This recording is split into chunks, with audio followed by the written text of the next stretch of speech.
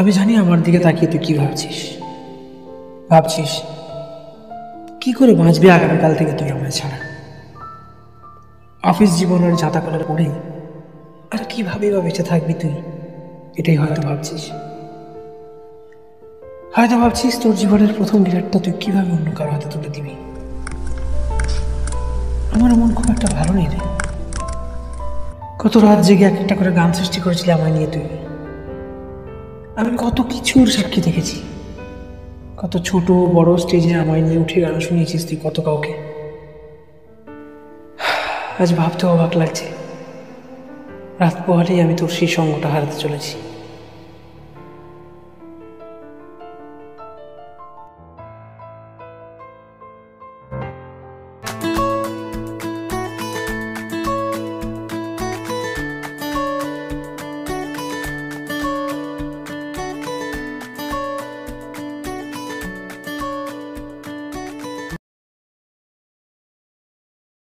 Hello.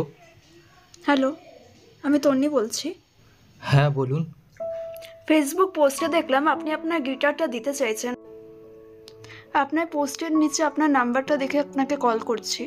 আমি জানি হয়তো অনেকেই আপনাকে কল করেছে গিটারটা পাওয়ার জন্য, কিন্তু আমি আপনাকে রিকোয়েস্ট করছি এই গিটারটা আপনি আমাকেই দেবেন প্লিজ।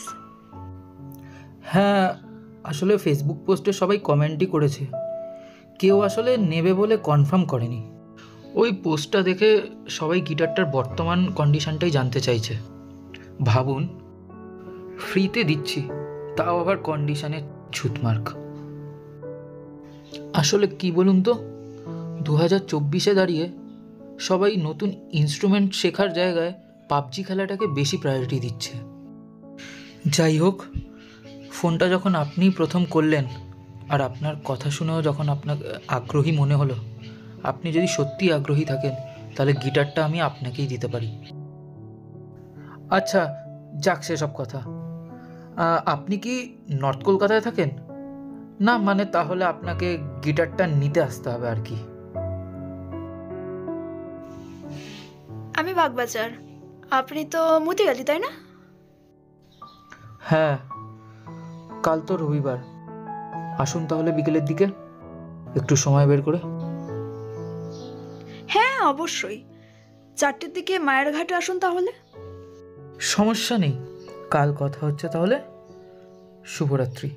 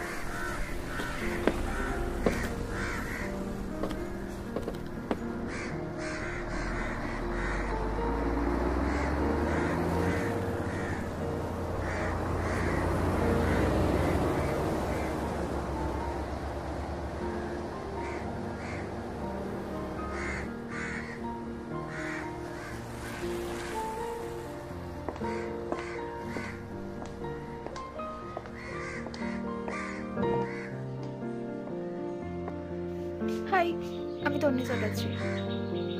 হ্যালো, আমি রিতম সেন।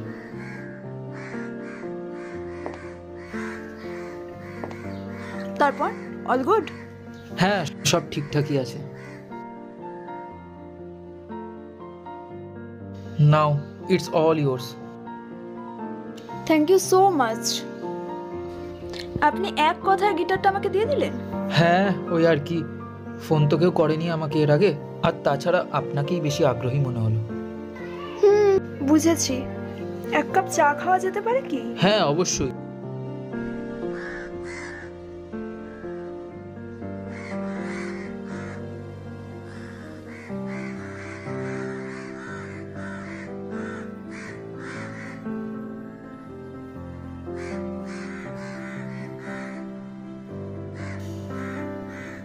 আচ্ছা, আপনি তো একজন শিল্পী, এই গিটারটা এভাবে দিয়ে দেওয়ার কারণ কি জানতে পারি? না মানে পয়সা করে তো কিছুই নিচ্ছেন না। কোনো নতুন ইনস্ট্রুমেন্ট কিনছেন নাকি বাড়িতে জায়গা নেই? পয়সা করি? আসলে এটা আমার জীবনের প্রথম গিটার।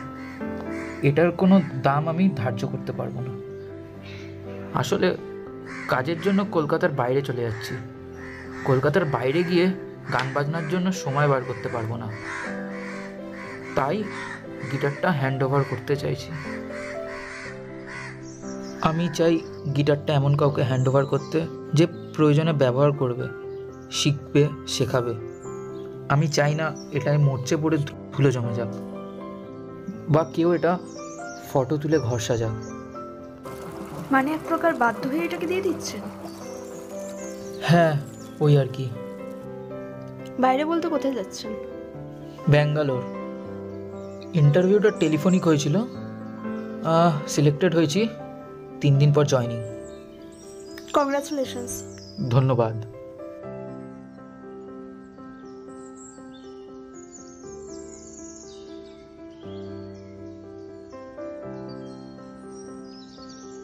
একটু দেখে নেবেন না গিটারটা? হ্যাঁ, অবশ্যই।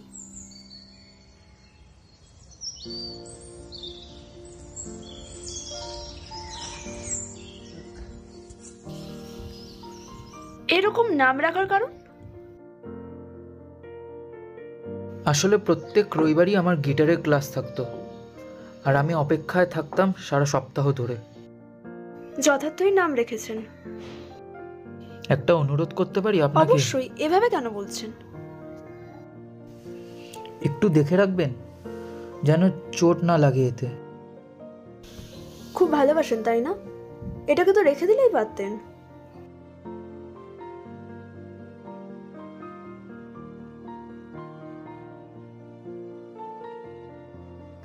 জানেন, আমার বাবা নেই, ছিল। মাকে ছেড়ে দিয়েও অন্য কাউকে বিয়ে করেছে।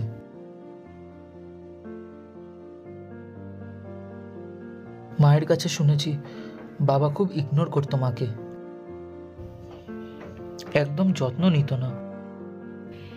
কাউকে বাড়িতে অপেক্ষায় রেখে তাকে ইগনোর করলে কতটা কষ্ট হয় সেটা মা খুব ভালো করে জানে।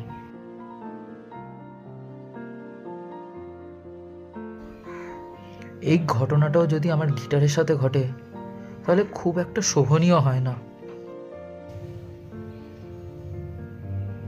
আমায় ক্ষমা করবেন। আপনি স্মৃতিচারণ করবেন জানলে আমি আপনাকে এই প্রশ্নই করতাম না। কিন্তু আপনি চিন্তা করবেন না, গিটারটা আমি যত্নেই রাখবো। আরে না না, আপনি ক্ষমা চাইবেন না। এই প্রশ্নগুলো অতি সাধারণ, আপনি করতেই পারেন। আসলে ফিনান্সিয়াল সাপোর্টের জন্য আমাকে এই কাজটা করতে বাইরে যেতেই হবে। স্টুডেন্টদের গিটার শিখিয়ে কিংবা কিছু শো করে আর কতই বা আসে। আমার মতো এই পরিস্থিতি আমার বহু বন্ধুকেই দেখতে হয়েছে। অনেকেই তারা তাদের স্বপ্নকে বিসর্জন দিয়ে এই সাধের শহর কলকাতা ছেড়ে ব্যাঙ্গালোর, মুম্বাই চলে গিয়েছে। এখন বুঝি তারা কেন হাল ছেড়েছিল। আসলে বাস্তবটা খুব কঠিন। খুব খারাপ লাগছে। যদি কোনোভাবে আপনার বাইরে যাওয়াটা আটকাতে পারতাম। এবার আমাকে যেতে হবে, আমার একটা স্টুডেন্ট এসছে। ওরা সরস্বতী পুজোর প্ল্যানিং করছে, আমাকে থাকতেই হবে, তাই আর কি। ও হ্যাঁ হ্যাঁ, ঠিক আছে। Good luck for your future life. Thank you.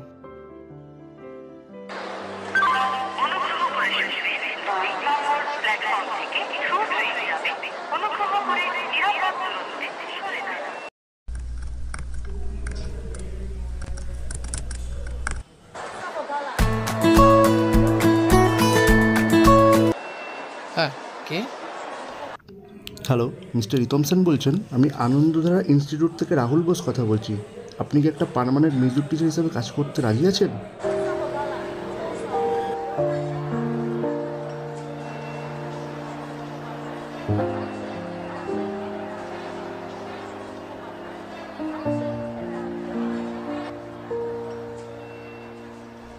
Hello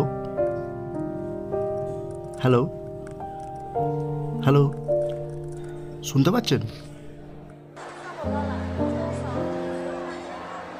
হ্যাঁ হ্যাঁ হ্যাঁ, না মানে হ্যাঁ হ্যাঁ রাজি আছি, কিন্তু আপনাকে নাম্বারটা কে দিয়েছে? মিস তন্নি চ্যাটার্জি আপনার নাম্বারটা আমাকে দিলেন। আমি ওর স্টুডেন্টের বাবা। কাল রাতে তন্নি ফোন করে বললেন আপনার কথা।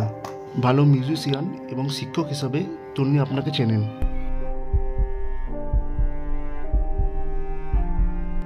আমি আসছি কিছুক্ষণের মধ্যেই।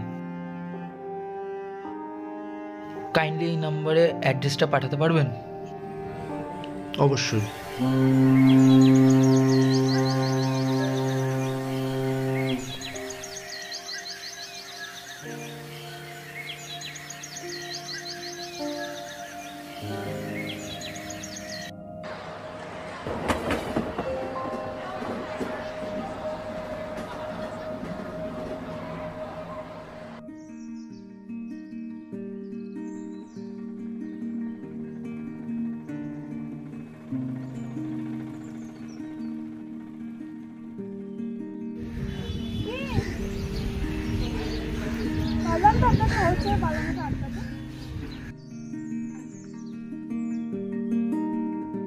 জানেন তো, আপনার মতো আমার এক দাদাও স্বপ্ন দেখেছিল থিয়েটার করবে। তারপরে পরিবারকে সাপোর্ট করতে কাজের জন্য মুম্বাই চলে যায়। তারপর একদিন হেরে গিয়ে আমাদের সবাইকে ছেড়ে পৃথিবীর মায়া ত্যাগ করে পৃথিবী ছেড়ে চলে যায়। আপনি কিন্তু হেরে যাবেন না। আপনি আমায় আমার স্বপ্নটা ফিরিয়ে দিয়েছেন, কথা দিচ্ছি গান বাজনার কারণ ছাড়া এই শহর ছেড়ে কোথাও যাব না। এই নিন আপনার গিটার, এটার আমার দরকার পড়বে না। মানে? আপনাকে আমি বিগত 4 বছর ধরে ফেসবুকে ফলো করছি, আপনি হয়তো খেয়াল করেননি। কাউকে কখনো দেখিনি নিজের গিটার এমনি এমনি দিয়ে দিচ্ছে। ওই পোস্টে তো আপনি কোনো টাকা পয়সার কথাও মেনশন করেননি। হ্যাঁ, কাজেই টাকা পয়সার জন্য এই সিদ্ধান্ত নিশ্চয়ই নয়। মনে হলো আমার দাদা কানে কানে বলে গেল, এই মানুষটা হয়তো পরিস্থিতির চাপে সামাজিক দায়বদ্ধতার শিকার হয়ে নিজের ইচ্ছাকে গলা টিপে মারতে চলেছে। যখন আপনার কথা শুনলাম মনে হলো আমার ধারণাই ঠিক ছিল। এবার তো এটা নিন। জানেন তো আমি কখনো কারোর কাছে ঋণী হতে চাইনি, কিন্তু আজ থেকে আমি আপনার কাছে চির ঋণী হয়ে গেলাম। জানেন, ঋণ চাইলেই শোধ করা যায়। তাই বেশ, তাহলে বলুন কিভাবে আমি আপনার ঋণটা শোধ করতে পারি? একটা গান শোনালে ঋণটা মুকুব হয়ে যাবে।